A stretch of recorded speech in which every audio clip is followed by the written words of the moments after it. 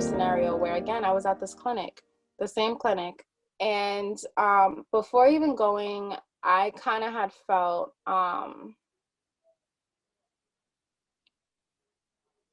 heavy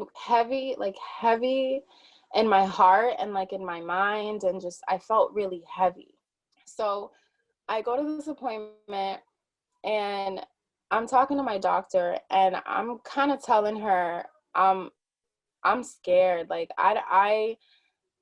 I'm gonna get a ball in my throat now. But I would tell her like I'm worried that I'm gonna be like my mom, and it's kind of hard because she passed away 6 months ago. So before she passed, I was having like a really, really hard time trying to put into words like this feeling that I had of myself.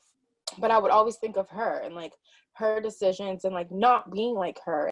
I told my doctor I felt like I needed therapy. I told her I'm scared of having my thoughts written down by a doctor, honestly. I am worried about having a diagnosis. She gave me the support to let me know that it was okay to think the things that I was thinking, and the fear that I had of saying things out loud without having saying them by myself first. She recommended someone, and she is helping me, even though she doesn't really know this. So every time I talk to my therapist, I feel enlightened. You're not where you come from. You're not your trauma. You are not things that are in your head. You're not that. You're what your actions are, how you treat people. Eating myself with all that negative stuff and all that is going to show. It's going to show in my house. It's going to show in my body. It's going to show in my appetite. It shows.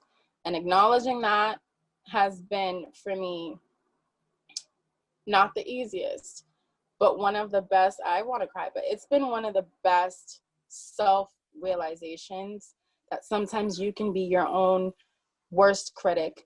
And it's because you haven't reached that point within yourself that you love yourself so much that you're willing to do anything to get out of it.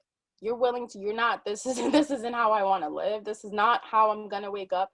This is not what I'm going to teach my kids. This is not the support that I'm going to give my kids because I didn't have it. How selfish is that? Just because I don't know what to do, that they'll figure out what to do. I feel like that's so amazing. You're instilling that self-awareness and those tools at such a young age, because it's like, it's so powerful. If they have that now for the rest of their life, they can apply it in whatever situation.